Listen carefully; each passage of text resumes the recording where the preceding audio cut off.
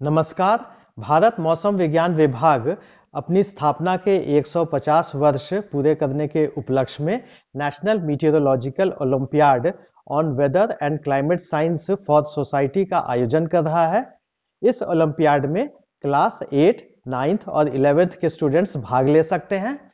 Registration, syllabus, study material और sample questions के लिए हमारी वेबसाइट mosam.imd.gov.in/met-oly में विजिट करें और साथ ही साथ इसमें पार्टिसिपेशन निःशुल्क है। रजिस्ट्रेशन शुरू हो चुका है जिसकी आखिरी तारीख 10 दिसंबर 2024 है और स्टेट लेवल एग्जामिनेशन 14 और 15 दिसंबर 2024 को होने वाला है।